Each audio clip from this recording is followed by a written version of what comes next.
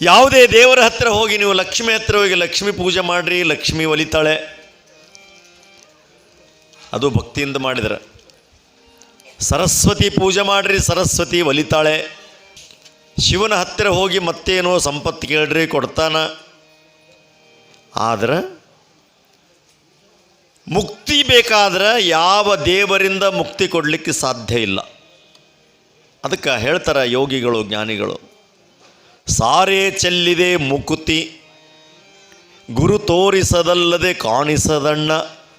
ನೀವು ಎಲ್ಲೆಲ್ಲಿ ಕುಂತೀರಿ ಅಲ್ಲೆಲ್ಲಿ ಬರೀ ಮುಕ್ತಿನೇ ಆದಂತ. ಎಲ್ಲಿ ಕುಂತೀರಿ ಮುಕ್ತಿ ಕಾಲ ಎಲ್ಲಿ ಬೇಕೆಲ್ಲಿ ಬರ್ತದೆ. ಸಾರೇ ಚೆಲ್ಲಿದೆ ಮುಕುತಿ ಎಲ್ಲಿ ಬೇಕೆಲ್ಲಿ ಚೆಲ್ಲದಂತ. ಗುರು ತೋರಿಸದಲ್ಲದೆ ಕಾಣಿಸದಣ್ಣ ಅಂದರೆ ಗುರುಗಳು ಎತ್ತಿ ಕೊಟ್ಟಾಗ ಮಾತ್ರ ನಮಗೆ ಮುಕ್ತಿ ಆಗ್ತದೆ. ಯಾವ ದೇವರಿಗೂ ಕೂಡ ಮುಕ್ತಿ ಕೊಡಲಿಕ್ಕಾಗಂಗಿಲ್ಲ. ಗುರುಗಳು ಬಲ್ಲಿ ದೀಕ್ಷೆ ತೊಗೊಳೋದಂದ್ರೆ ಏನಂದ್ರೆ ಬಸ್ನಾಗ ಟಿಕೆಟ್ ತೊಗೊಂಡು ಕುಂತಂಗೆ. ಟಿಕೆಟ್ ತೊಗೊಂಡು ಕುಂತ್ರೆ ಪ್ರಯಾಣ ಮಾಡಿರಿ, ಎಷ್ಟು ಆರಾಮಿರುತ್ತೆ. ಬೇಕಾದವನು ಚೆಕಪ್ ಮಾಡ್ಲಿಕ್ಕೆ ಬರ್ಲಕ್ಕೆ ತೊಗೊರಿ ಟಿಕೆಟ್ ಅಂತ.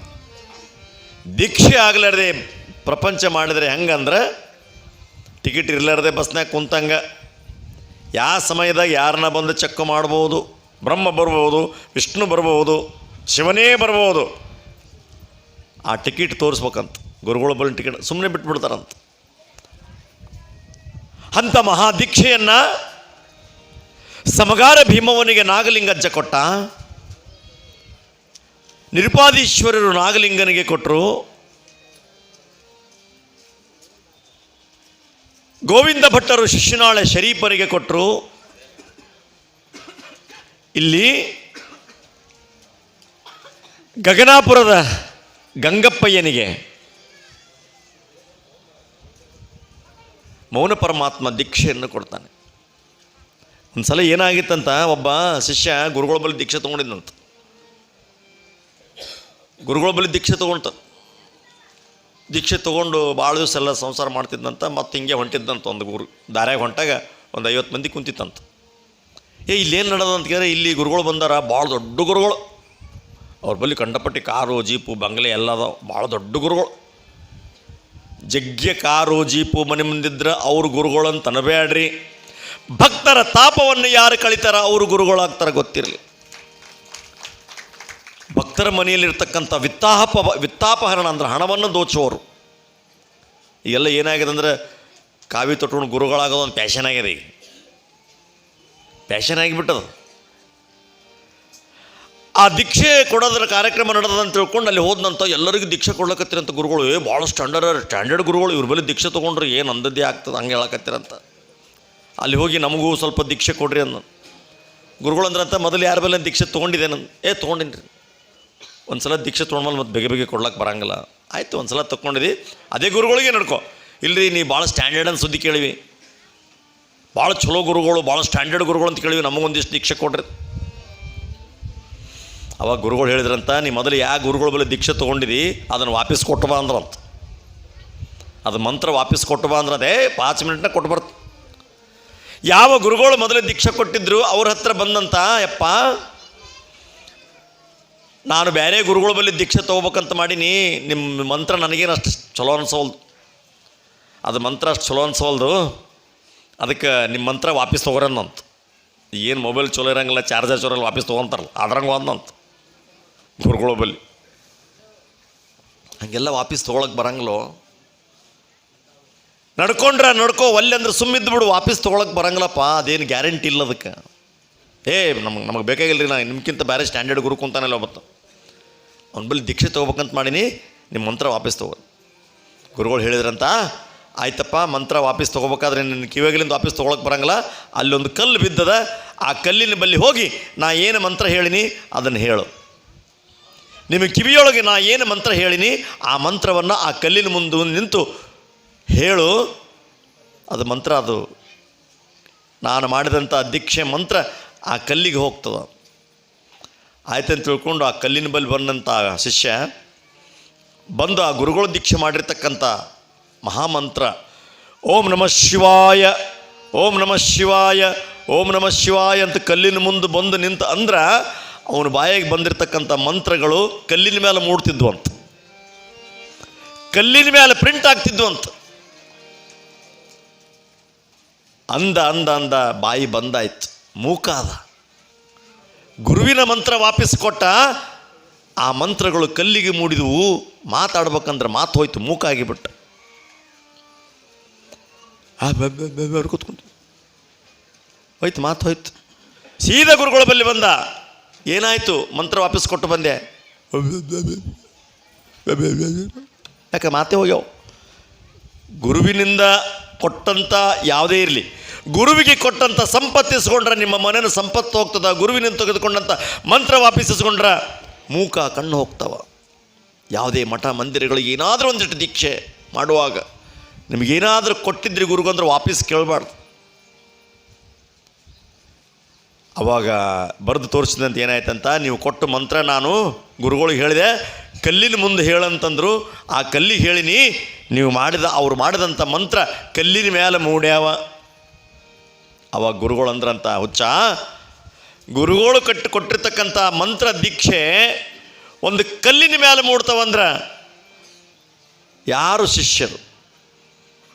ಕಲ್ಲು ಪವಿತ್ರನೋ ನೀ ಪವಿತ್ರನೋ? ನಿನ್ನ ಕಿವಿಯೊಳಗೆ ಆ ಮಂತ್ರ ಮೂಡಲಿಲ್ಲ, ನಿನ್ನ ಮನಸ್ಸಿನೊಳಗೆ ಮಂತ್ರ ಮೂಡಲಿಲ್ಲ. ಅಂಥ ಗುರುಗಳು ಕಣ್ಣಿನ ಕೊಟ್ಟಂಥ ಮಂತ್ರ ನಿನ್ನ ಕಿವಿಯಾಗ ಮನಸ್ಸಿನಾಗ ಮೂಡಿಲ್ಲ ಅಂದಮೇಲೆ ನಿನಗೆ ಮಂತ್ರ ಕೊಟ್ಟು ನನಗೇನು ಲಾಭ ಅದ? ಇವತ್ತಿನಿಂದ ಆ ಕಲ್ಲೇನದ, ಆ ಕಲ್ಲಿಗೆ ನಾವು ಗುರುಗಳು ಅಂದ್ರಂತ.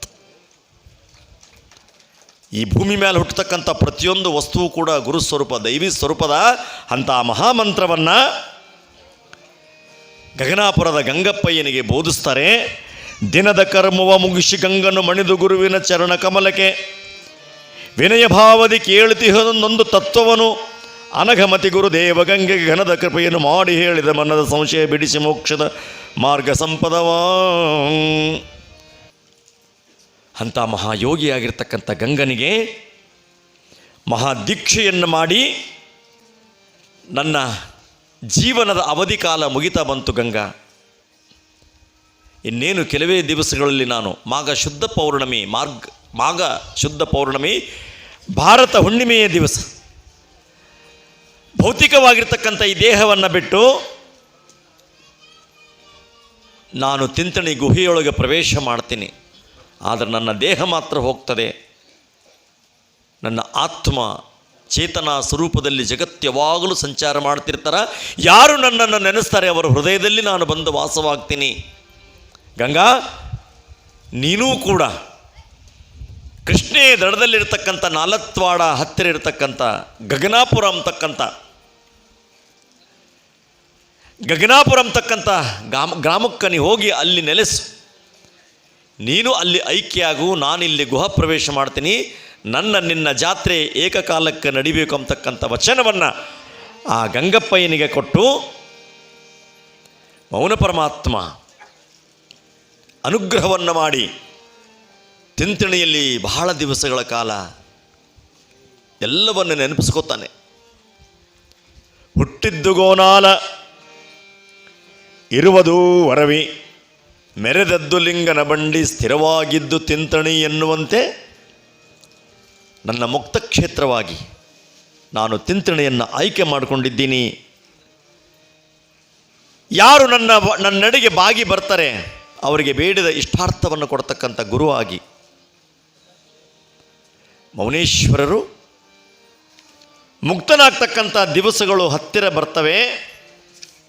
ಆ ದಿವಸ ಸಮೀಪ ಬಂದ ತಕ್ಷಣ ಕಳೆಯ ಕೆಲ ದಿನವಿಂತು ತಿಂತಣಿ ವಲಯ ಪಾವನವಾಯಿತು. ಮೌನನ ನಿಲಯವಾಗಲಿಕ್ಕಾಗಲಾಶ್ರಮದಲ್ಲಿರಲು ಭಕ್ತಜನ ದಲಿತ ಧನಪತಿ ನಾರಿ ಪುರುಷರು ಕುಲದ ಭೇದಗಳಿರದೆ ನಿತ್ಯದೆ ಒಲಿದು ಬಂದರು ಭಕ್ತತೆಯತಿ ಓಡಿ ಸಂತೋಷದಿ. ಮಾಘ ಶುದ್ಧ ಪೌರ್ಣಮಿ ಭಾರತ ಹುಣ್ಣಿಮೆಯ ದಿವಸ ನಾನು ಈ ಭೌತಿಕವಾಗಿರ್ತಕ್ಕಂಥ ದೇಹವನ್ನು ನಾನು ಬಿಟ್ಟು ಹೋಗ್ತೀನಂತ ಎಲ್ಲ ಕಡೆ ಸುದ್ದಿ ಆಗ್ತದೆ. ಮೌನ ಪರಮಾತ್ಮ ಗುಹ ಪ್ರವೇಶ ಮಾಡ್ತಾನೆ. ಆ ಮೌನೇಶ್ವರನ ದರ್ಶನಕ್ಕೆ ಲಕ್ಷ ಲಕ್ಷ ಜನ ಹರಿದು ಬಂದ್ರಂತ ಆಗಿನ ಕಾಲಕ್ಕೆ. ಯಾವ ರೀತಿ ಬಂದರು? ಸಂಪತ್ತನ್ನು ಬಯಸಿ ಒಂದಿಷ್ಟು ಜನ ಬಂದರು. ದೇವರ ಬಳಿ ಬರೋರು 4-5 ಜನ ಥರದ ಭಕ್ತರು ಬರ್ತಾರೆ. ಗುರುಗಳ ಬಳಿ ಬರೋರು ಒಂದು 4 ಜನ ಬರ್ತಾರೆ. ಸಂಪತ್ತನ್ನು ಬಯಸಿ ಕೆಲವೊಂದು ಜನ ಬರ್ತಾರೆ. ಆರೋಗ್ಯವನ್ನು ಬಯಸಿ ಕೆಲವೊಂದು ಜನ ಬರ್ತಾರೆ. ಕಷ್ಟವನ್ನು ಹೇಳ್ಕೊಂತ ಒಂದಿಷ್ಟು ಮಂದಿ ಬರ್ತಾರೆ, ಆಗಿದ್ರೆ ಮುಕ್ತಿಯನ್ನು ಬಯಸಿ ಬರೋರು ಭಾಳ ಕಡಿಮೆ. ಬೆರಳೆಣಿಕೆಷ್ಟು ಜನ ಮಾತ್ರ ಇಲ್ಲಿ ಅನೇಕ ಜನ ತಿಂತಣಿಯ ಮೌನೇಶ್ವರನ ದರ್ಶನ ಮಾಡಲಿಕ್ಕೆ ಬರ್ತಾರೆ. ಎಲ್ಲರಿಗೆ ಮೌನೇಶ ಹೇಳ್ತಾನೆ, ಭಾಳ ಸುಂದರವಾಗಿ ಹೇಳ್ತಾನೆ, ನಾ ಹೆಚ್ಚು ನೀ ಹೆಚ್ಚು ಎಂದು ನುಡಿಯಲಿ ಬೇಡಿ. ಅದೊಂದೇ ಸಮಸ್ಯೆ ಆಗ್ಯದ ನಮಗೆ. ವಿಶ್ವಕರ್ಮರನ್ನು ಎಲ್ಲರೂ ಪ್ರೀತಿಸ್ತಾರೆ, ವಿಶ್ವಕರ್ಮರು ಎಲ್ಲರನ್ನು ಪ್ರೀತಿಸ್ತಾರೆ. ಆದರೆ ಒಬ್ಬ ವಿಶ್ವಕರ್ಮ ಇನ್ನೊಬ್ಬ ವಿಶ್ವಕರ್ಮನನ್ನು ಪ್ರೀತಿಸವಲ್ಲ. ಅದೇ ನಮಗಾಗಿದ್ದು. ಲಿಂಗನ ಬಂಡೆಗೆ ಹೆಂಗೆ ಬಂದಿತ್ತು ಪವಾಡ, ಎಷ್ಟು ಚಂದಿತ್ತು. ಪುರಾಣ ಹೇಳೋದು ಕೇಳೋದಲ್ಲ, ಜೀವನದಾಗ ಒಂದಿಷ್ಟು ಬದಲಾವಣೆ ಆಗಬೇಕು. ನಾವು ಜೀವನದಲ್ಲಿ ಒಂದಿಷ್ಟು ಅದನ್ನು ಕಲಿಬೇಕು. ಯಾವುದೇ ಒಬ್ಬ ಮನುಷ್ಯ, ಒಬ್ಬ ವಿಶ್ವಕರ್ಮ ಇನ್ನೊಬ್ಬ ಕೆಳಗೆ ಬಿದ್ದಂದ್ರೆ ಅವನನ್ನು ಹೋಗಿ ಎಬ್ಬಿಸಿ ಅವನು ಏನಾಗಿದೆ ಅಂತ ವಿಚಾರ ಮಾಡಬೇಕು. ಕೆಳಗೆ ಬಿದ್ದಂಥ ಮನುಷ್ಯನ ನೋಡಿ ಚಪ್ಪಳಿಗೆ ಬಾರಿಸ್ತಕ್ಕಂಥ ಜನ ಭಾಳ ಅದಾರ. ಕಣ್ಣೀರು ಒರೆಸುವಂಥ ಕೈಗಳಿವು ಆಗಬೇಕು, ಕಣ್ಣೀರು ಬರಿಸುವಂಥ ಕೈಗಳಾಗ್ಬಾರ್ದು. ಬರೆಸೋದು ಒರೆಸೋದು ಎಷ್ಟು ವ್ಯತ್ಯಾಸ ಅದು. ನಾವೊಂದು ಮಾತು ಹೇಳಿದೆ, ಶಾಪುರದಾಗ ವಿಮಾನ ಬರ್ತಾವನ್ರಿ, ಮ್ಯಾಲೆ ಹೋಗ್ತಾವೆ. ಭಾಳ ಚಂದ ಹೇಳ್ತಾರೆ ಶಿವಕುಮಾರ ಸ್ವಾಮಿ. ವಿಮಾನಗಳು ಮ್ಯಾಲೆ ಹೋಗ್ತಾವೆ. ಶಾಪುರದಾಗ ಒಂದು ದಿವಸ ಒಂದು ವಿಮಾನ ತೆಳಗಿಳಂಗಿಲ್ಲ. ನಮ್ಮ ಊರಾಗ ಒಂದು ಯಾಕೆ ಇಳಂಗಿಲ್ಲ ಹೇಳ್ರಿ, ಏರ್ಪೋರ್ಟ್ ಇಲ್ಲ ಇಲ್ಲಿ. ಎಲ್ಲಿ ಏರ್ಪೋರ್ಟ್ ಇರ್ತದ ಅಲ್ಲೇ ವಿಮಾನ ಇಳಿತದೆ. ಗುಲ್ಬರ್ಗದಾಗ ಏರ್ಪೋರ್ಟ್ ಅದ ಇಳಿತದೆ, ಹೈದ್ರಾಬಾದ್ನಾಗ ಅದ, ಬಾಂಬೆದಾಗ ಅದ. ನಮ್ಮ ಊರಾಗ ವಿಮಾನ ನಿಲ್ದಾಣ ಇಲ್ಲ, ಅದಕ್ಕೆ ಇಳಿಯಂಗಿಲ್ಲ. ಅದರಂಗ ಈ ದೇಹ ಅಂತಕ್ಕಂಥದ್ದು ವಿಮಾನ ನಿಲ್ದಾಣ ಮಾಡ್ದಂಗೆ ಮಾಡ್ಬೇಕಂತಿದ್ದನು. ವಿಮಾನ ನಿಲ್ದಾಣ ಮಾಡ್ದಂಗೆ ಈ ದೇಹದೊಳಗೆ ಸ್ವಚ್ಛ ಮಾಡಿಬಿಟ್ರೆ ಏರ್ಪೋರ್ಟ್ ಮಾಡ್ಬೇಕಂತ ಅಂದಾಗ ಮಾತ್ರ ಗುರು ಬಂದು ಒಳಗಿಳಿತಾನಂತ. ಎಷ್ಟು ಚಂದ ಅದಲ್ಲ ಉದಾಹರಣೆ. ಅಂದರೆ ಒಳಗೆಲ್ಲ ಸ್ವಚ್ಛ ಮಾಡಿ ತಯಾರು ಮಾಡ್ಕೋಬೇಕಂತ. ವಿಮಾನ ನಿಲ್ದಾಣ ಹೆಂಗೆ ಸ್ವಚ್ಛ ಮಾಡಿ ತಯಾರು ಮಾಡ್ತಾರೆ, ಕಾಮ ಕ್ರೋಧ ಲೋಭ ಮೋಹ ಒಳಗೆಲ್ಲ ಹೊಲಸದಲ್ಲ, ಅದನ್ನೆಲ್ಲ ಸ್ವಚ್ಛ ಮಾಡಿಬಿಟ್ರೆ ಆ ಗುರು ಬಂದು ಒಳಗಿಳಿತಾನಂತ.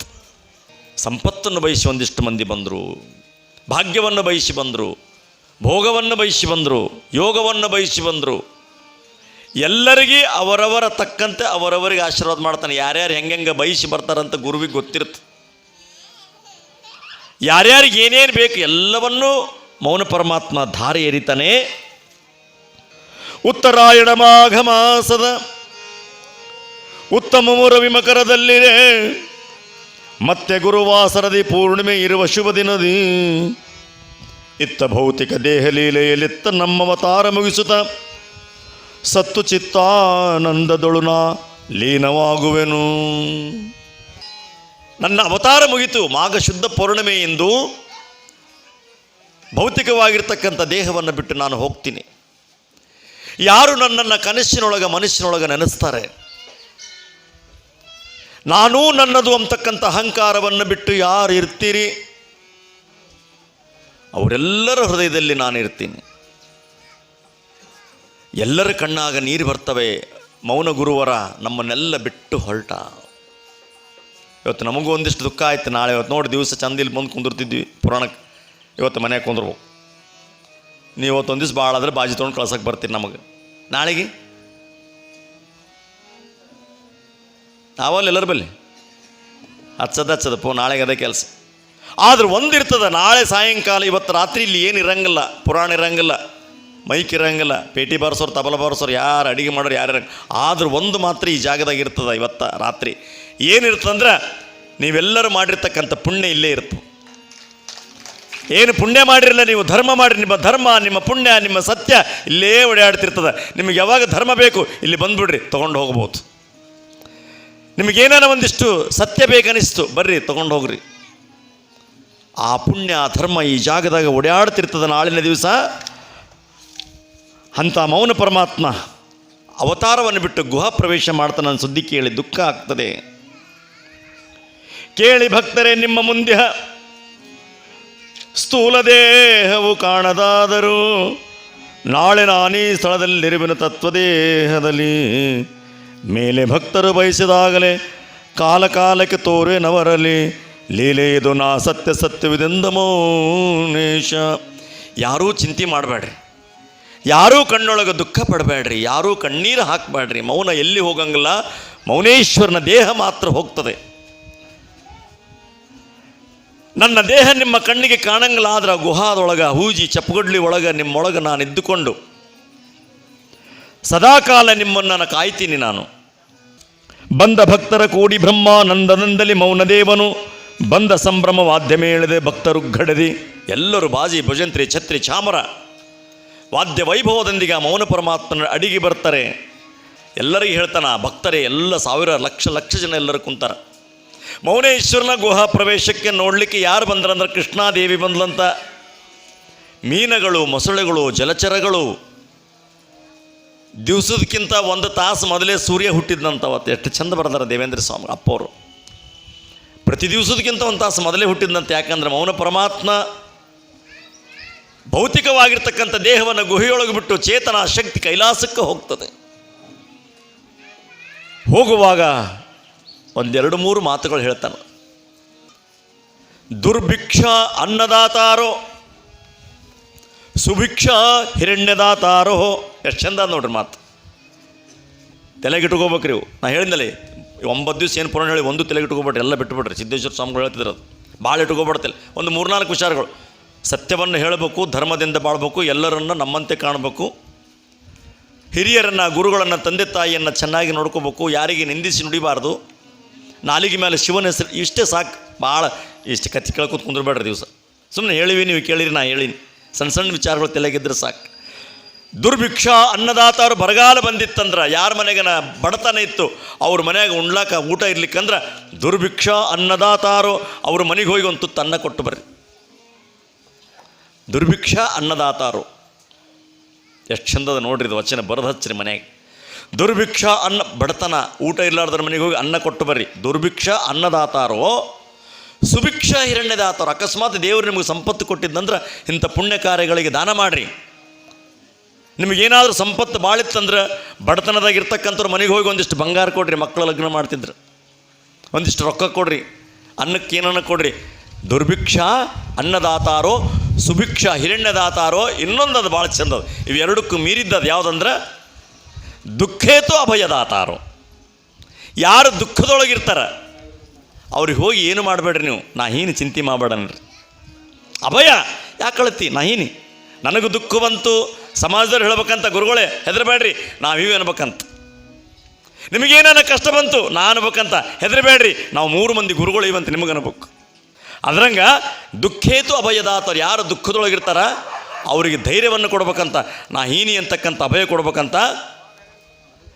ಈ 3 ಕೆಲಸ ನೀವು ಮಾಡಿದ್ರಂದ್ರೆ ಸ್ವರ್ಗೇತು ಬಹುಮಾನ್ಯತೆ ಅಂತ. ಸ್ವರ್ಗದೊಳಗೆ ಶಿವನ ಬಗಲಾಗ ನಿಮ್ಗೊಂದು ಕುರ್ಚಿ ತಯಾರಾದಂತ. ಸನ್ಮಾನ ಮಾಡಲಿಕ್ಕೆ ತಯಾರಿ ಇಟ್ಕೊಂಡು ಕುಂತಾನಂತ, ಹಾರ ಇಟ್ಕೊಂಡು ಕುಂತಾನಂತ ಪರಮಾತ್ಮ.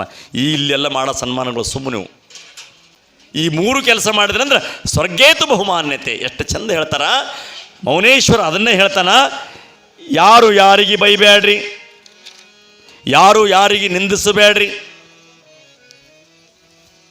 ಎಲ್ಲರ ಮನೆಯೊಳಗೆ ಹೋಗಿ ದೀಪ ಹಚ್ಚುವಂಥ ಕೆಲಸ ಮಾಡ್ರಿ, ಎಲ್ಲರೂ ಎಲ್ಲರನ್ನು ಪ್ರೀತಿಸ್ರಿ, ಕಷ್ಟಪಟ್ಟು ದುಡಿದು ಬದುಕ್ರಿ,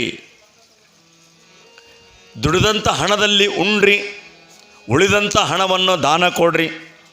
ಇವೇ ಒಂದು 4 ಮಾತು ಹೇಳಿ ಹೋಗ್ಯಾನ ಮೌನೇಶ್. ಮುಂದೆ ಹೇಳ್ತಾನ, ಭಕ್ತಗಣಗಳಿಗೆ ಯುಕ್ತಗಣಗಳಿಗೆ ಮುಕ್ತಗಣಗಳಿಗೆ ಬಹುಶಾರ್.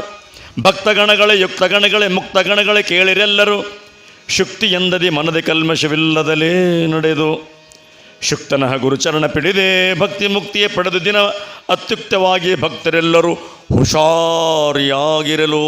ಹುಷಾರ್ ಹುಷಾರ್ ಮೌನೇಶ್ವರ ಅದೊಂದು ಹೇಳೇನ್ರಿ. ಹುಷಾರ್ ಅಂದ್ರೆ ಎಚ್ಚರ. ನೀವು ಎಲ್ಲರೂ ಹುಷಾರಿಯಾಗಿರಿ. ಯಾಕಂದ್ರೆ ಎಷ್ಟೋ ಜನ್ಮದಲ್ಲಿ ಮಾಡಿರ್ತಕ್ಕಂಥ ಪುಣ್ಯದಿಂದ ಈ ಮನುಷ್ಯ ಜನ್ಮಕ್ಕೆ ಬಂದೀವಿ. ಮತ್ತೊಂದು ಸಲ ಮನುಷ್ಯ ಹುಟ್ಟೋದು ಬೇಡ, ಸಾಕು. ಮನುಷ್ಯ ಜನ್ಮ ಒಂದೇ ಸಾಕು. ಗಿಡ ಬಳ್ಳಿ ಸಮುದ್ರದಾಗ ಹುಟ್ಟಮ್ಮ, ಎಲಿಯಾಗಿ ಹುಟ್ಟಮ್ಮ, ಗುಲಾಬಿ ಹೂವು ಆಗಿ ಹುಟ್ಟಮ್ಮ. ಇದರಿಂದ ಏನು ಮಾಡೋದಂಗಿಲ್ಲ, ಸುಮ್ಮನೆ ಇದು ಇಟ ಬಡ್ದಾಡಿ ಹೋಗ್ತದೆ. ಒಂದು ಗುಲಾಬಿ ಹೂವು ಆದರೆ ದೇವರು ಮುಡಿ ಮೇಲೆ ಕುಂದಿರ್ತದೆ ಹೋಗಿ. ಒಂದು ಮಲ್ಲಿಗೆ ಹೂವು ಆಗಿ ಹುಟ್ಟಮ್ಮ, ಸಾಕು. ಏನೋ ಪುಣ್ಯ ಮಾಡಿವಿ, ಮತ್ತೊಂದು ಸಲ್ತಿ ಜನ್ಮ ಬರಬೇಕಾಗಿತ್ತಂದ್ರೆ ಮತ್ತೆ ಪುಣ್ಯನೇ ಮಾಡ್ಬೇಕು. ಪುಣ್ಯ ಮಾಡ್ಬೇಕಲ್ಲ ನಾವು. ಭಕ್ತಗಣಗಳಿಗೆ ಎಲ್ಲರೂ ಕೂಡ ಭಕ್ತಗಣಗಳೇ ಯುಕ್ತಗಣಗಳೇ ಗುರು ಚರಣವನ್ನು ಹಿಡಿದು ಯಾವುದೇ ಕೆಟ್ಟ ಮಾತನ್ನು ಆಯಾ ವಾಚದಲ್ಲಿ ಮನಸ್ಸಲ್ಲಿ ಆಡದೆ ಗುರುಚರಣ ಹಿಡಿರಿ. ಭಕ್ತರಾದವರು ಬಹುಶಃ ರೀ, ಎಲ್ಲರಿಗೂ ಹೇಳಿಲ್ಲ, ಎಲ್ಲರೂ ಭಕ್ತರಾಗಂಗಿಲ್ಲ. ಕೋಟಿಗೆ ಲಕ್ಷಕ್ಕೊಬ್ಬರು ಭಕ್ತರಾಗ್ತಾರೆ. ಭಕ್ತರಾದವರು ಬಹುಶಃ. ನಾ ಹೆಚ್ಚು ನೀ ಹೆಚ್ಚು ಎಂದು ನುಡಿಯಲಿ ಬೇಡಿ. ಇದು ಮೌನೇಶ್ವರನ ವಚನದಾಗ ಭಾಳ ಅದ್ಭುತ ವಚನ. ನಾ ಹೆಚ್ಚು ನೀ ಹೆಚ್ಚು ಎಂದು ನುಡಿಯಲಿ ಬೇಡಿ. ಫಸ್ಟ್ ನಾನೇ ಪುರಾಣ ಹೇಳಿದೆ. ಏನಾಯ್ತು ಹೇಳಿದ್ರಿ? ನನಗೆ ಬರಬಾರ್ದು, ನಾನೇ ಪುರಾಣ ಹೇಳಿದೆ, ನಾನೇ ಪಟ್ಟಿ ಕೊಟ್ಟೆ. ನಮ್ಮ ಹೆಸರು ಓದಿಲ್ಲ ನೋಡು, ನಿಮ್ಮ ಹೆಸರು ಓದಿಲ್ಲ ನೋಡು, ನಾನೇ ಕಳ್ಸಕ್ಕೆ ಕೊಟ್ಟೆ, ನಾನೇ ಗುಡಿ ಕೊಟ್ಟಿದ್ದೆ, ಏನು ಬೇಡ. ನೀವು ಏನೇನು ಕೊಟ್ಟಿರಿ ತಾಯಿಗೆ ಇಲ್ಲಿ ಪುಣ್ಯದ ಕೆಲಸಕ್ಕೆ, ನೀವೇನು ಕೊಟ್ಟಿರಿ ನಿಮಗೆ ಗೊತ್ತಿಲ್ಲ. ಒಳಗಿರ್ತಕ್ಕಂಥ ಕಾಳಮ್ಮಗ ಮೌನೇಶ್ವರನಲ್ಲಿ ಕಂಪ್ಯೂಟರ್ನಾಗ ರೆಕಾರ್ಡ್ ಆದ ನಿಮ್ಮ ಕಟ್ಟಿಟ್ಟ ಬುತ್ತಿ ಅಲ್ಲಿ ರೆಡಿಯಾದ. ನೀವೇನು ಕೊಟ್ಟಿರಿ ಎಲ್ಲ ಗೊತ್ತದ ಕಾಳಮ್ಮಗ, ಮೌನಪ್ಪಗೆ ಎಲ್ಲ ಗೊತ್ತದ. ನಾನೇ ಮಾಡಿದೆ, ನೀನೇ ಮಾಡಿದೆ, ನನ್ನಿಂದ ಆಯ್ತಂತ ಯಾರೂ ಅನ್ನೋದು ಬೇಡ. ನಾ ಹೆಚ್ಚು ನೀ ಹೆಚ್ಚು ಎಂದು ಎಲ್ಲರಿಗೂ ಸೇವಾ ಹಚ್ಚಾಳಕ್ಕೆ ಕಾಳ ಮೌನೇಶ. ಒಬ್ರಿಗೆ ಅಡುಗೆ ಮಾಡ್ಲಿಕ್ಕೆ ಹಚ್ಚಾಳ, ಒಬ್ರಿಗೆ ಹಾಸ್ಲಕ್ಕ, ಒಬ್ರಿಗೆ ಅನ್ನ ಮಾಡ್ಲಿಕ್ಕೆ ಹಚ್ಚಾಳ, ಬಡಿಸ್ಲಕ್ಕೆ ಹಚ್ಚಾಳ, ಎಲ್ಲಿ ತೆಗಿಲಕ್ಕೆ ಹಚ್ಚಾಳ, ನನಗೆ ಪುರಾಣ ಹೇಳಕ್ಕೆ ಹಚ್ಚಾಳ, ನಿಮಗೆ ಕೇಳಕ್ಕೆ ಹಚ್ಚಾಳ, ಇವ್ರಿಗೆ ಬಾರಿಸ್ಲಕ್ಕೆ ಹಚ್ಚಾಳ. ಯಾರ್ಯಾರಿಗೆ ಏನೇನು ಸೇವಾ ಮಾಡ್ಲಿಕ್ಕೆ ಹಚ್ಚ ನಮ್ಮ ಮೌನೇಶ, ಅದನ್ನು ತಲೆ ಮೇಲೆ ಇಟ್ಟುಕೊಂಡು ಮಾಡಿ ಹೊರತು ಮತ್ತೇನಿಲ್ಲ. ಅದು ಸೇವಾ. ನಾ ಹೆಚ್ಚು ನೀ ಹೆಚ್ಚು ಎಂದು ನುಡಿಯಲಿ ಬೇಡಿ. ಹೆಚ್ಚಿನ ರುದ್ರರು ಬಂದು ನಿಮ್ಮ ದೇಹವ ಹೆಚ್ಚಿ ಹೋಳನೆ ಮಾಡಿ. ಅಕಸ್ಮಾತ್ ನಾನು ನೀನು ಅಂತಕ್ಕಂಥ ಅಹಂಕಾರದಿಂದ ಮಾಡಿದ್ರೆ ಹೆಚ್ಚಿನ ರುದ್ರರು ಬಂದು ನಿನ್ನ ದೇಹವನ್ನು ಹೆಚ್ಚಿ ಹೋಳನೆ ಮಾಡ್ಯಾರು. ಭಕ್ತರಾದವರು ಬಹುಶಃ. ಎಲ್ಲ ಬಲ್ಲೆನೆಂದು ಬಲ್ಲತನವ ನುಡಿಯಲು ಬೇಡ. ಹಲ್ಲುಗಳ ಮುರಿಯಲಿಕೆ ಅಲ್ಲಮ ಪ್ರಭು ಬಂದಾನು. ಕೊಲ್ಲಮಾನವರಿಗೆ ತಿಳಿಯದು ಭಕ್ತರಾದವರು ಬಹುಶಃ. ಅಲ್ಲಮ ಬಂದು ನಿನ್ನ ಹಲ್ಲನ್ನು ಮುರಿದಾನು, ನಿನ್ನ ಕಿವಿಯನ್ನು ಹೊಳ್ಯಾನು, ನಿನ್ನ ಕಣ್ಣನ್ನು ಕಿತ್ಯಾನು. ಕಣ್ಣು ಕೊಟ್ಟವರು ಯಾರು, ಕಿವಿ ಕೊಟ್ಟವರಾರು, ಕಾಲು ಕೊಟ್ಟವರಾರು, ಕೈ ಕೊಟ್ಟವರಾರು? ಎಲ್ಲ ಭಗವಂತ ಕೊಟ್ಟಿರ್ತಕ್ಕಂಥ ಸಂಪತ್ತಿದು. ಅವ ಎಲ್ಲ ಚಂದಿಟ್ಟನಂತ ಚಂದಿವಿ. ಇದರೊಳಗೆ ಏನಾದರೂ ಸ್ವಲ್ಪ ಅಹಂಕಾರ ತೋರಿಸಿದ್ರೆ ನಿನ್ನ ಹಲ್ಲು, ನಿನ್ನ ಕಿವಿ, ಕಣ್ಣು ಕಿತ್ತಾಕ್ತಕ್ಕಂಥ ಅಲ್ಲಮಾಪ್ರಭು ಬಂದಾನು. ಯಾವ ಸಮಯದೊಳಗೆ ಹೆಂಗೆ ಬರ್ತಾನ ಗೊತ್ತಿಲ್ಲ. ಅಲ್ಲಮಾಪ್ರಭು ಅಂದ್ರೆ ಭಗವಂತ. ಭಕ್ತರಾದವರು ಬಹುಶಃ ಹೇಳ್ತಾನೆ ಮೌನೇಶ್. 26ರಿಗೆ ಪಟ್ಟವಾಗುವುದು ಖರೆ. 224 ಕುರ್ಚಿ ಮಾಡಿಕೊಟ್ಟಿವಿ. ಎಲ್ಲಿ? ವಿಧಾನಸೌಧದಾಗ. ನಾನು ಹೇಳಿದ್ದಲ್ಲ ಮೊನ್ನೆ, ಎಲ್ಲ ಆಜುಬಾಜು ಮನೆಗೆಲ್ಲ ಕುರ್ಚಿ ಟೇಬಲು ಮಣಿ ಮಾಡಿ ಕೊಡ್ತೀವಿ. ಗುರುಗಳು ಬಂದರೆ ಮಣಿ ತೊಂಬಂತ ಎಣ್ಣೆ ತಿನ್ನು ಕಳಿಸ್ತಾನೆ ಬಾಜು ಮನೆಗೆ. ತಾನೇ ಕೊಟ್ಟಿರ್ತಾನೆ ಮಂದಿಗೆ ಮಣಿ ಮಾಡಿ ಕೊಡ್ತೀವಿ, ಮಂದಿಗೆ ಕುರ್ಚಿ ಮಾಡಿಕೊಡ್ತೀವಿ. ನಮ್ಮ ಮನೆಗೆ ಏನಿರಂಗಿಲ್ಲ, ಬಾಜು ಮನೆಗೆ ಹೋಗಿ ತರಬೇಕು. ಅಂದರೆ ಕಾಯಕ ಜೀವಿಗಳು ನಾವು ಬರೀ ದುಡಿಯೋದು ಗೊತ್ತು, ಬೇಡೋದು ಗೊತ್ತಿಲ್ಲ. ಆದರೆ ಹೇಳ್ತಾನ 26ರಿಗೆ ಪಟ್ಟವಾಗುವುದೇ ಖರೆ. ಸ್ವಲ್ಪ ಗಟ್ಟಿಯಾಗಿರ್ರಿ, ಒಕ್ಕಟ್ಟಾಗಿರ್ರಿ ಅಷ್ಟೆ. ಏನಾದರೂ ಸಣ್ಣ ಪುಟ್ಟ ಲೋಪದೋಷಗಳು ಬಂದರೆ ಒಳಗೆ ರೂಮ್ನಾಗ ಕುಂತು ಮಾತಾಡಮೋ. ಬಯಲಾಗಿ ಬಂದಿವಂದ್ರೆ ನಾವೆಲ್ಲರೂ ಒಂದೇ ಅಂತಕ್ಕಂಥ ಭಾವ ಇರಬೇಕು. ಉಣ್ಣುವುದೊಂದೇ ನೀರು, ಉಣ್ಣುವುದೊಂದೇ ಅನ್ನ, ಕುಡಿಯುವುದೊಂದೇ ನೀರು, ನೋಡುವುದೊಂದೇ ಆಕಾಶ, ಕೂಡುವುದೊಂದೇ ಭೂಮಿ, ಆಡುವುದೊಂದೇ ಉಸಿರು. ನನ್ನ ಉಸಿರು ನಿನ್ನ ಉಸಿರು ಅಂತೇನು ಬೇರೆ ಇಲ್ಲ. ನಮ್ಮದು ನಿಮ್ಮದು ಹೆಸರು ಬೇರೆ ಅದ, ನನ್ನ ಹೆಸರು ಬೇರೆ ಅದ, ನಿಮ್ಮ ಹೆಸರು ಬೇರೆ ಅದ, ಉಸಿರು ಎಲ್ಲ ಒಂದೇ. 26ರಿಗೆ ಪಟ್ಟವಾಗುವುದೇ ಖರೆಯ. ದಿಟ್ಟರಾದವರು ಗಟ್ಟಿಯಾಗಿ ನೆಲೆಗೊಳ್ಳಿರಿ, ಬಿಟ್ಟು ಆಡಿದರೆ ಕೆಟ್ಟು ಹೋಗಿರಿ. ನೀವು ಸೃಷ್ಟಿಗೆ ಕಾರಣಕರ್ತರು ಹುದೆಂದು ಗಟ್ಟಿಯಾಗಿ ಸೃಷ್ಟಿಯನ್ನು ಮಾಡ್ತಕ್ಕಂಥವ್ರು ನಾವು ಭೂಮಿಯನ್ನು ಮಾಡ್ತಕ್ಕಂಥವ್ರು ನಾವು. ಕಣ್ಣಿಗೆ ಏನು ಕಾಣ್ತದೆ ಅದೆಲ್ಲ ಸೃಷ್ಟಿ ಮಾಡ್ತಕ್ಕಂಥ ನಾವುಗಳು ನಮ್ಮಲ್ಲಿ ಇಲ್ಲದೇ ಇರತಕ್ಕಂಥ ಅಸಂಘಟನೆಯಿಂದ ಭಾಳ ಕೆಳಗೆ ಬಿದ್ದೀವಿ. ನೀವು ಗಟ್ಟಿಯಾಗಿ ಒಕ್ಕಟ್ಟಾಗಿರ್ರಿ, ನಿಮಗೊಂದು ಒಳ್ಳೆ ಕಾಲ ಬರ್ತದ. 26ರಿಗೆ ಪಟ್ಟ ಆಗ್ತಕ್ಕಂಥ ಮಾತು ಮೌನ ಪರಮಾತ್ಮ ಹೇಳ್ತಾನೆ. ಮೌನನ ವಚನವು ಚಾನದ ಹದನದಂತೆ ನಾನು ನೀನು ಎಂಬುವ ಗರ್ವವನ್ನು ಬಿಟ್ಟು ಜ್ಞಾನವುಳ್ಳವರು ಬೇಕಾದವರು ಬರಕೊಳ್ಳಿ, ಸಾಕಾದವರು ಸರಕೊಳ್ಳಿ. ಹೊಚ್ಚ ಹೇಳಿಬಿಟ್ಟು ನಾವು ಬೇಕಾದ್ರೆ ಬರ್ರಿ, ಸಾಕಾದ್ರೆ ಬಿಡ್ರಿ, ಹೊರಗೆ ನಿಂತು ಕೆಟ್ಟ ಮಾತಾಡಬೇಡ್ರಿ. ಲೋಕದಂತಾದರೆ ಕರಕೊಳ್ಳಿರಿ, ಭಕ್ತರಾದವರು ಬಹುಶಃ. ಓಂ ಶ್ರೀ ಗುರು ಮೌನೇಶ್ವರಾಯ ನಮಃ. ಎಲ್ಲರೂ ಮೌನೇಶ್ವರಾಯ ನಮಃ ಅಂತ ಧ್ಯಾನ ಮಾಡಲಾಗಿ ಮೌನೇಶ್ ಎಲ್ಲರನ್ನ ದಿಟ್ಟಿಸಿ ನೋಡ್ತಾನೆ. ಎಲ್ಲರ ಕಣ್ಣಾಗ ನೀರು ಬಂದವು, ಎಲ್ಲರ ಕಣ್ಣಲ್ಲಿ ನೀರು ಬರ್ತವೆ. ಮೌನ ಪರಮಾತ್ಮ ಹೊಂಟ ಭೌತಿಕವಾಗಿರ್ತಕ್ಕಂಥ ದೇಹವನ್ನು ಬಿಟ್ಟು 6 ಚಕ್ರವ ನೇರು ತಲೆಯವರ ಧೀರಯೋಗಿ ಈಶ್ವರನು ಜ್ಞಾನದ ಮೇರುಗಿರಿಯನ್ನೇರಿ ತೂರ್ಯಾತೀತವಸ್ಥೆಯಲ್ಲಿ ಸಾರಿ ಗುಹೆಯನ್ನು ಭಕ್ತರೆದುರಿಗೆ ಪೂರ್ಣಾನಂದ ಸ್ಥಿತಿಯನ್ನು ಏರಿತಾನ್ ಅದೃಶ್ಯವಾದನು ನೋಡಲಿಕ್ಕೆ ಜಗದ್ಗುರು ಮೌನೇಶ್ವರ ಮಹಾರಾಜಕಿ. ಎಲ್ಲರ ನೋಡಲಿಕ್ಕೆ ಮೌನೇಶ್ವರ ಗುಹೆಯೊಳಗೆ ಪ್ರವೇಶ ಮಾಡ್ತಾನೆ. ಮೊಳಗಿತಾಗಲಿ ವಾದ್ಯ ವೈಭವ ಬೆಳಕು ಚೆಲ್ಲಿತು ದಶಗಿತ ಬೆಳಗಿದರುವರ ಮಂಗಳಾರತಿ ನೆರೆದ ಜನರೆಲ್ಲ ಇಳಿಯ ಕರ್ಮವು ಹರಿಸಿ ಧರ್ಮದ ನುಳಿಸಿ ಬಂದಿಯ ಜ್ಞಾನ ಜ್ಯೋತಿಯ ತೊಳೆಗಳ ಬಿದಿ ಎಂದು ಪಾವನವಾಯಿತು ಮಂಗಲದಿ. ಆ ಮೌನೇಶ್ವರ ಗುಹೆಯೊಳಗೆ ಹೋಗ್ತಾನೆ. ಎಲ್ಲರೂ ಕೈ ಮುಗಿದು ಎಲ್ಲರೂ ಮಂಗಳಾರತಿಯನ್ನು ಮಾಡ್ತಾರೆ. ಜಗದ್ಗುರು ಮೌನೇಶ್ವರ ಮಹಾರಾಜ್ ಕಿ ಜಯತು ಗೋನಾಲೇಶ ಜಯ ಜಯ ಜಯತು ವರವೀನಾಥ ಜಯ ಜಯ ಜಯತು ಲಿಂಗನ ಬಂಡಿಯರಸನ ದೇವ ಜಯ ಜಯತು ಜಯತು ಶ್ರೀ ಗುರು ವಿಶ್ವಕರ್ಮನ ಜಯತು ಮಂಗಲ ಮಹಿಮ ಪಾವನ ಜಯತಿ ತಿಂತಣಿಪುರದ ನೆಲೆಸಿಹ ದೇವ ಜಯ ಜಯತು. ಈ ರೀತಿಯಾಗಿ ಎಲ್ಲರೂ ಧ್ಯಾನ ಮಾಡ್ತಾರೆ. ದೇವೇಂದ್ರ ಸ್ವಾಮಿಗಳು ಅಪ್ಪವರು ಈ ಪುರಾಣವನ್ನು ಬಹಳ ನಾನು ಅವರು ಏನೋ ಪಡಸಲಾಗಿ ಬರ್ಕೋತ ಕುಂದಿರ್ತಿದ್ರು. ನನಗೇನು ಗೊತ್ತಾಗ್ತಿಲ್ಲ ಏನು ಬರೀತಾರೆ ಅಂತ. ಏನೂ ಓದದಿರ್ತಕ್ಕಂಥ ಅಪ್ಪವರು ಕೇವಲ 3-4ನೇ ತರಗತಿ ಓದಿ ಇಂಥ ಪುರಾಣ ಬರೆದಾರ. ಕಡೆಗೊಂದು ಮಾತು ಬರೀತಾರೆ, ಬರೆದವನು ನಾನಲ್ಲವೇ ಕೃತಿ, ನಾನು ಈ ಪುರಾಣ ಬರೆದಿಲ್ಲ, ನನ್ನಿಂದಕ್ಕೆ ಬರಿಶಾಳ ಬರೆದೆನೆಂಬ ಅಭಿಮಾನವಿಲ್ಲವು, ಬರೆಸಿದಳು ನನ್ನಿಂದ ಮೌನೇಶ್ವರನ ಸತ್ಕತೆಯ, ಬರೆದ ಲೇಖನಿಗುಂಟು ಚೇತನ ಪರಮ ಪರತರ ಬುದ್ಧಿಗಲ್ಲದೆ, ಬರೆದ ಲೇಖನಿ ನಾನು ಬರೆಸಿದಳೆಂಬ ಕೃಪೆಯಿಂದ. ಅಂಥ ಒಂದು ಪುರಾಣವನ್ನು ನಾನು ಬರೆದಿಲ್ಲ, ನನ್ನ ಕೈಯಿಂದ ಆ ಬಗಳಾಂಬೆ ಬರೆಸಳ ಅಂತಕ್ಕಂಥ ಅಭಿಮಾನವನ್ನು ಬಿಟ್ಟು ಈ ಚರಿತ್ರೆಯನ್ನು ಅವರ ಉಪಾಸನ ದೇವಿಯಾಗಿರ್ತಕ್ಕಂಥ ಬಗಳಾಂಬ ದೇವಿಗೆ ಅರ್ಪಣೆ ಮಾಡಿ ಅಪ್ಪವರು ಧನ್ಯೋಸ್ಮರಾಗಿದ್ದಾರೆ. ಭಾಳ ಅದ್ಧೂರಿಯಾಗಿ ಭಾಳ ಯಶಸ್ವಿಯಾಗಿ ಏನೊಂದು ತೊಂದರೆ ಬರದಂತೆ, ಮಳೆ ಬರಲಿಲ್ಲ, ಚಳಿ ಆಗಲಿಲ್ಲ, ತೊಂದರೆ ಆಗಲಿಲ್ಲ, ಯಾರಿಗೇನು ತೊಂದರೆ ಆಗಲ್ಲ, ನಮಗೂ ಕೂಡ ಯಾವುದೇ ಆದಿದೈವಿಕ ಭೌತಿಕವಾಗಿರ್ತಕ್ಕಂಥ ತೊಂದರೆ ಆಗದಂತೆ ಮೌನ ಪರಮಾತ್ಮ ನಡೆಸಿಕೊಟ್ಟ. ನನ್ನ ವಾಣಿಯಿಂದ ಬಂದಿರತಕ್ಕಂಥ ಮಾತುಗಳು ಅದು ದೇವೇಂದ್ರ ಸ್ವಾಮಿಗಳ ಮಾತುಗಳು, ನನ್ನ ಮಾತುಗಳಲ್ಲ. ನಾನು ಹೇಳಿರ್ತಕ್ಕಂಥ ಈ ಪುರಾಣ ಅವರ ಪಾದಕ್ಕೆ ಸಮರ್ಪಣೆ ಮಾಡಿ, ಎಳ್ಳು ಕೊಟ್ಟವನಿಗೆ ಎಲ್ಲ ಭಾಗ್ಯವು ಬರಲಿ, ಪಲ್ಲಕ್ಕಿ ಮ್ಯಾಲ ಮಗ ಬರಲಿ, ಆ ಮನೆಗೆ ಮಲ್ಲಿಗೆ ಮುಡಿಯುವಂಥ ಸಸ್ಯ ಬರಲಿ. ಯಾರ್ಯಾರು ಏನೇನು ಸೇವಾ ಮಾಡಿರಿ ಅವರಿಗೆಲ್ಲರನ್ನು ಕೂಡ ಮೌನ ಪರಮಾತ್ಮ ಆಶೀರ್ವಾದ ಮಾಡಲಿ. ಮುಂದಿನ ದಿನಮಾನಗಳಲ್ಲಿ ನಮಗೂ ಕೂಡ ಆರೋಗ್ಯ ಐಶ್ವರ್ಯ, ನಿಮಗೂ ಕೊಡಲಿ, ಆರೋಗ್ಯ ಕೊಡಲಿ, ಐಶ್ವರ್ಯ ಕೊಡಲಿ. ಇನ್ನೊಂದು ಸಲ ಹೇಳ್ತೀನಿ, ದಯವಿಟ್ಟು ಮಕ್ಕಳ ಕೈಗೆ ಮೊಬೈಲ್ ಕೊಡಬೇಡ್ರಿ. ಮಕ್ಕಳಿಗೆ ವಿದ್ಯಾವಂತರನ್ನಾಗಿ ಮಾಡಿರಿ, ಓದಿಸ್ರಿ, ಧರ್ಮವನ್ನು ಕಲಿಸ್ರಿ, ಸಂಧ್ಯಾವಂದನ ಕಲಿಸ್ರಿ, ಆಚಾರ ವಿಚಾರ ಕಲಿಸ್ರಿ ಅಂತ ಹೇಳ್ತಾ ಇವತ್ತು ಈ ಪುರಾಣ ಪ್ರವಚನ ಮಾಡಲಿಕ್ಕೆ ಅವಕಾಶ ಮಾಡಿಕೊಟ್ಟಿರ್ತಕ್ಕಂಥ ಶಹಾಪುರ ವಿಶ್ವಕರ್ಮ ಸಮಾಜದ ಎಲ್ಲರಿಗೂ ಕೂಡ ಧನ್ಯವಾದಗಳನ್ನು ಹೇಳ್ತೀನಿ.